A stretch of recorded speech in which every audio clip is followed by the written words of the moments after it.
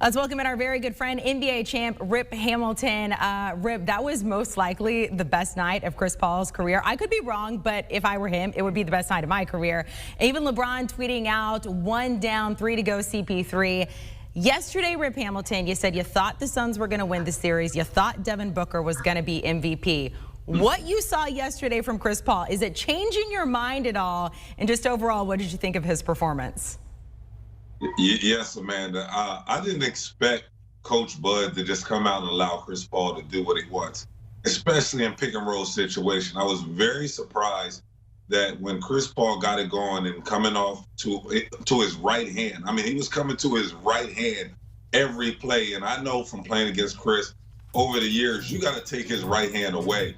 He was able to get to his spots on the floor. He was able to take advantage of mismatches. Look, in the first 2 clips, you see Lopez guarding, Porter guard him. And he was able to exploit that.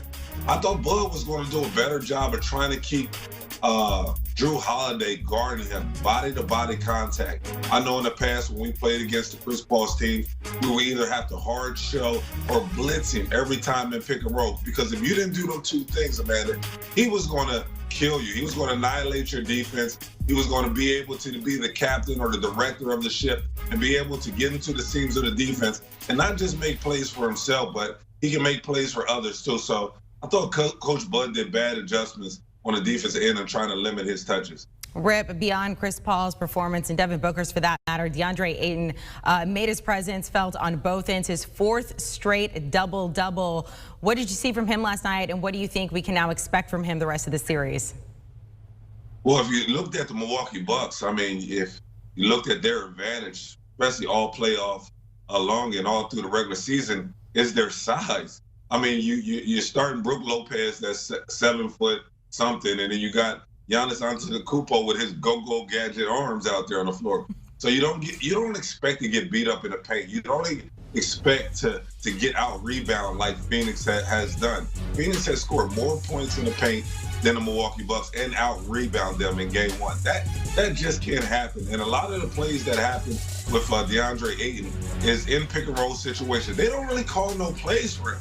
He's just moving without the ball, getting to spots, and their guys do an excellent job of really finding him. And on the defensive end, I feel as though the Milwaukee Bucks got to figure out a way to put Ayton in pick and roll situation, get him away from the paint, where now it allows your guards to come downhill to get easy opportunities, especially getting to the basket.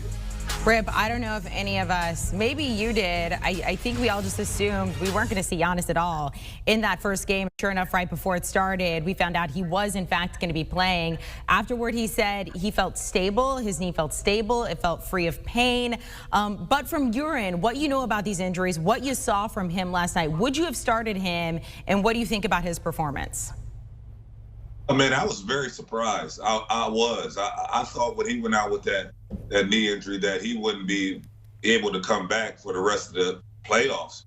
But, you know, with his work ethic, he's a guy, he's a gym rat. He wants to be on the floor. He knows this is their moment right now. So probably just like myself and a lot of other NBA guys, you're going to do everything possible to get on the floor for the NBA Finals. The thing that I was more surprised was that he played 35 minutes.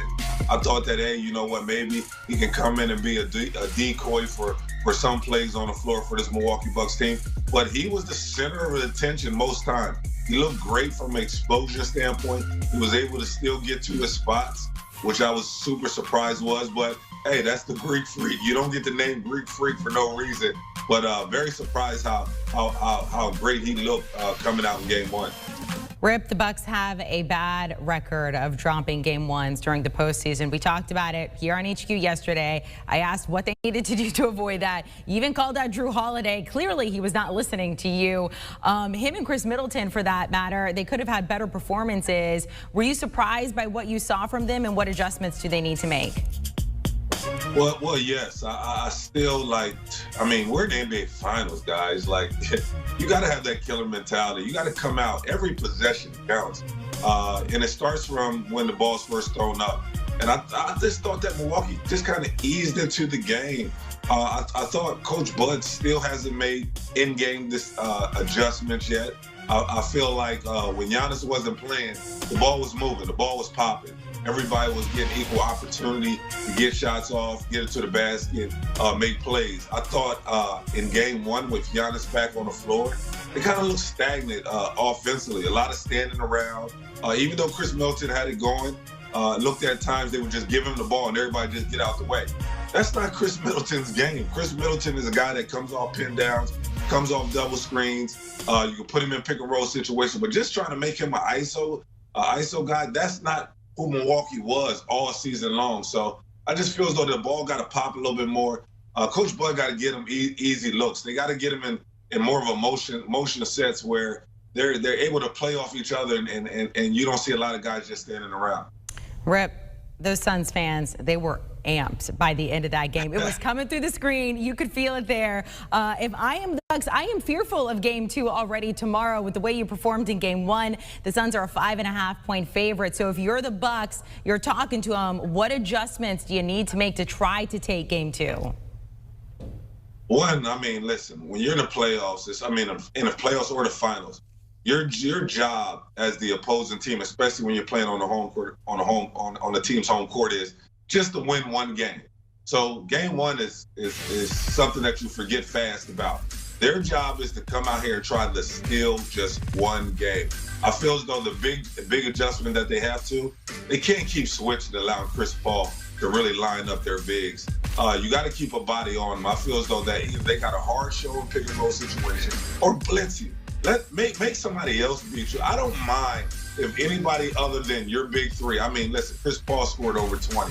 Devin Booker scored over 20. DeAndre Ayton scored over 20 in game 1. If any other guy other than them three scores 20, I can live with that. But when you're big three, when you're allowed the opposing team's big three to go out there and still do whatever they want offensively, your chances are very slim. So try to get the ball out of Chris Paul's hands. Same thing as Devin Booker. Don't allow these guys to line you up and try to make plays off mismatches. All right, Rip Hamilton, thanks so much for joining us here on HQ. We'll check in with you very soon and see about that game 2, game 5. I'm jumping way ahead here. We'll see if we get a game 5. Game 2 tomorrow in Phoenix. Rip, thank you. All right, there is the schedule. Jumping ahead to game 5, if we do get that, that will be July 17th. Of course, we'll get games 2, 3, and 4 there. If we get a game 6 and then a game 7, you're going to be waiting just a little bit. July 22nd, that is 2 weeks from tomorrow.